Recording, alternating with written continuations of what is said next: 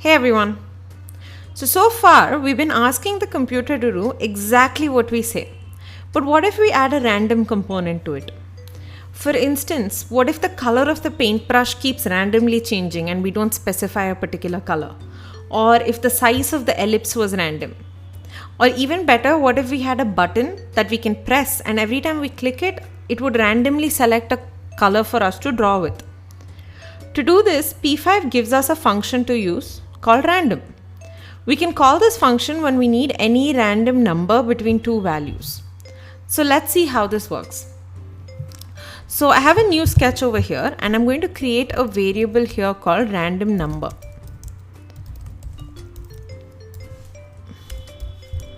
And I'm just going to initialize it to 0. So simple initializations like numbers you can actually do over here. It's only when you do more complex initializations like color, you'd have to do it inside setup. Okay, now let's use the random function. How we would use that is by saying random and giving two numbers.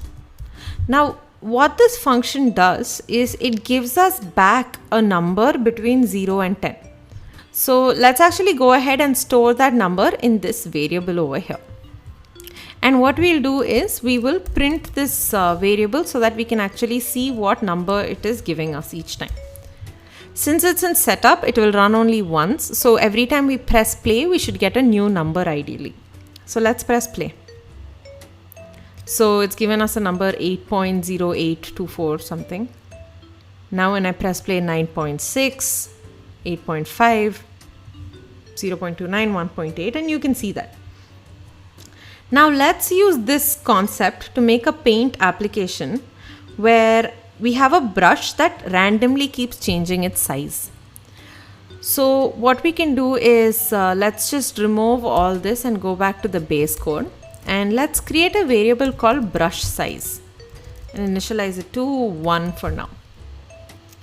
And let's move background to setup, a very important step when we're making the paint application because we want only one background. Then we'll say function mouse dragged. And within this, I'm just going to draw a line from mouse X, mouse Y to P mouse X, P mouse Y. Okay. And let's just set the stroke weight as brush size. Let's just run it to test. Okay, so it's drawing a simple line right now. So now what we can do is instead of this brush size always being 1, in mouse drag we can just say brush size equals random, let's say from maybe 1 to 5. Let's see how it looks. So as I'm drawing, you can see it's creating this sort of blotchy effect. Let's make it maybe higher. Okay, you can also maybe make this 1 and 10. So that it keeps changing the thickness of the line, which gives us a really nice effect. You can play around with this and make it as thick or thin as you want. Right, it's creating like this nice effect, like it's a bead or some sort. So what we can do is we can also use this to keep changing the color of the line. So how we can do that is, usually we'd give a stroke here. Let's say it's black, which says 0, 0, 0. And when we run it, you get a black line. But maybe instead of 0, 0, 0, we know that it can take any value from 0 to 255. So we can just say random 0, 255. Now you can either create 3 variables R, G, B and do it like we did for brush size, or you can directly put random 0, 255 in here. Because if you remember, all it gives us back is a number anyway. So let's play this. And there we have this paint application created with random colors and random thickness, and you can really like create some wonderful things with this. Imagine if this was actually a bunch of ellipses instead of lines, right? We could create a different sort of experience or a different sort of visual over there. So just drawn this simple abstract houses thing.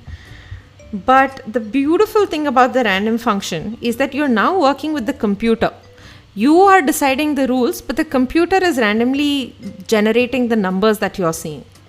So the possibilities of art that you can create are truly endless now. Now, what we encourage you to do is take all the concepts that we've done till now: mouse pressed, mouse dragged, random functions, p mouse x, p mouse y, and combine them all together to make a paint application that is completely unique.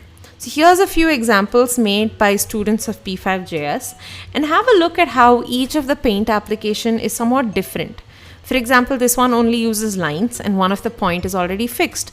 And this one uses a very different kind of shape. So try it out and have fun with it, and we're very excited to see what you make. Thank you.